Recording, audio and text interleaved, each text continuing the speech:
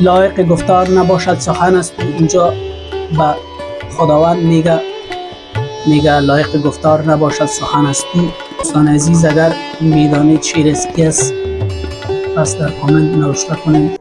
سلام دوستان عزیز، امید که جور و صحتمند باشید.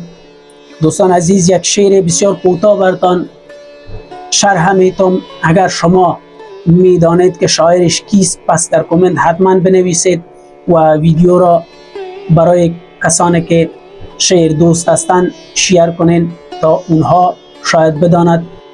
میگه ای گل خوشبو چی افشان شده ای باز، بر دل رنجور نمایان شده ای باز.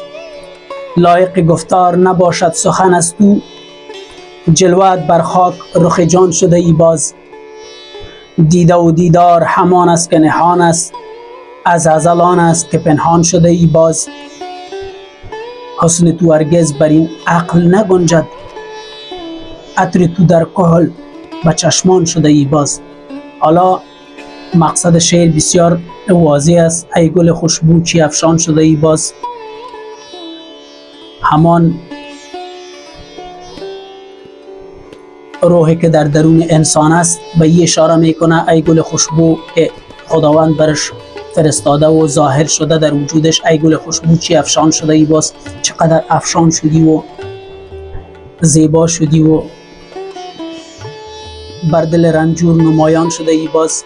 بر دل رنج دیده من تو باز نمایان شدی. لایق گفتار نباشد سخن است. تو اینجا به خداوند میگه لایق گفتار نباشد سخن است تو، یعنی سخن تو لایق گفتار نیست. یعنی سخن تو وقتی که من از تو سخن میگم گفتار لیاقت از این را نداره که با گفتار بیان کنم، یعنی بیان موضوع را میگه. لایق گفتار نباشد سخن است تو، پس سخن تو گفتار لیاقتش را نداره. جلوت بر خاک رخ جان شده ای باز. جلوه نور، پس نور تو بر خاک دمید و بر ما جان ساختی و از او خاک بر ما جسم ساختی و ما را زنده ساختی. دیده و دیدار همان است که نهان است، از ازلان است که پنهان شده ای باز. دیده و دیدار همان است که نهان است، پس اینجا دیده و دیدار همی است که نهان است، یعنی نمیتونیم تو را ببینیم.